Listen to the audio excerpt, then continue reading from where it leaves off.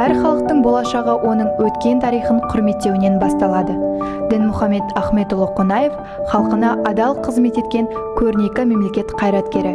Бүгін біз Дінмұхамед Ахметұлы Қонаев мұражайына саяхат жасап, ұлт мұрасының алтын қазығына айналған құндылықтармен танысамыз.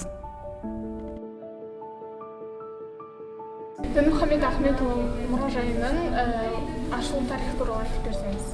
Рахмет. Дінмұхамед Ахметұлы Қонаев мемлекет қоғам қайраткері, ғалым, академик. 1912 жылдың 12 қаңтарда дүниеге келген болатын. Міне осы туған күніне қарсы осыдан 24 жыл бұрын 2012 жылдың 12 қаңтарында 90 жас мерейтойында салтанатты түрде музей ашылған болатын. Мұражайдағы ең құнды жәдігерді көрсетсеңіз, сол туралы айтып берсеңіз. Жалпы музейде Дінмұхамед Ахметұлы Қонаевтың 8,5 мыңнан асады жәдігерлер. Соның ішінде құнды жәдігерлер өте көп, мыңнан асады. Соның ішіндегі ерекше бір жәдігерге тоқталғым келеді. Ол алдарыңызда тұрған Менделеевтер кестесі. Дінмұхамед Қонаев жалпы ғылыммен айналысқан адам, яғни техника ғылым кандидаты, докторлық диссертациясын 53 жылы қорғаған, бірақ ғылымнан ешқашанда қол үзбеген екен, бірінші хатшы бола тұра. Соны алдарыңызда құнды жәдігерлерінің бірі ол Менделеевтер кестесіндегі 90-ға жуық металдар мен минералдар. Дінмұхамед Қонаевтың жетекшілігімен жарық көрген біздің Қазақстанның қазба байлықтары. Алдарыңызда тұрған 82 жылғы сыйлық 12 қаңтарда Дінмұхамед Қонаев 70 жас мерейтойына ғылым академиясының академиктері осыны сыйлық ретінде берген етін. Бұл алдарыңызда тұрған Қазақстанның бүкіл қазба байлығы бір ғана жәдігерлігінен жеткізген. Енді мен осы жәдігерді кесте ретінде көрсетсем, осының негізгі түп нұсқасында көрсеткім келіп отыр.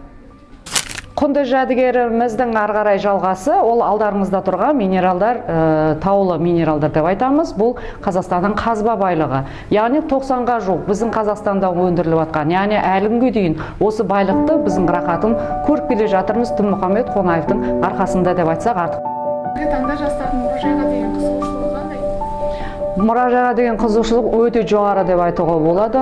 Дінмұхамед Ахметұлы Қонаевтың музейіне келетін жастар саны жылдан жылға, айдан айға өсіп келе жатыр. Әсіресе мен қатты қызықтыратыны бір жағынан ол жастарды қызықтырып жүр музей. Әрине ірі тұлға Дінмұхамед Қонаев сияқты тұлға ғасырда бір рет келетін, дүниеге келетін ірі тұлға адам. Сондықтан да әсіресе орта жастағы, олар әсіресе студенттер және төменгі жастар, әсіресе ол оқушылардың қызығушылығы өте жоғары деп айтуға болады. Жылына бізге оқушылар 8-9 мыңнан асады. Қазір оқушыларға келу тегін, сондықтан да бұндай мүмкіндіктерді әрбір мектептер жібермейді. Еріктілердің мұражай жұмысына қосып жатқан үлесі жайлы не айтасыз? Еріктілер бізде өте былай айтқанда активный жұмыс істеп жатыр деп айтуға болады. Себебі біз музей студенттермен, оқушылармен және жоғары оқу орындарымен, орта оқу орындарымен тығыз байланыстамыз. Олар әсіресе біздің үлкен ірі іс-шараларда белсенділік көрсетеді. Жай ғана бір ғана іс-шара емес, бірнеше қайтаратын іс-шараларда өздерін көрсетіп жатады. Соның бірін мысалы мен айтар едім, екінші Алматы қаласындағы педагогикалық колледжді айтып барам. Менің орны өте ерекше, себебі бұл 1 жыл, 2 жыл емес, ол бірнеше жылдарға созылған белсенді колледждің біреуі деп айтуға болады. Әсіресе Дінмұхамед Қонаевтың туған күнінде, қайтыс болған күндері, музейлер күні ертең ең керекті іс-шаралар және жастарды ары қарай насихаттайтын, патриоттық тәрбиеге үйрететін іс-шараларды белсенді деп айтуға болады. Мұражайда Дінмұхамед Ахметұлы Қонаевтың өмір жолы мен елге сіңірген еңбектерін айқындайтын көптеген құнды жәдігерлер сақталған. Біз үшін тарихи мұраны сақтау болашақ ұрпақ алдындағы жауапкершілік. Еліне адал қызмет етуді, нағыз көшбасшылық пен жауапкершіліктің үлгісін білгің келсең, Қонаев музейіне кел.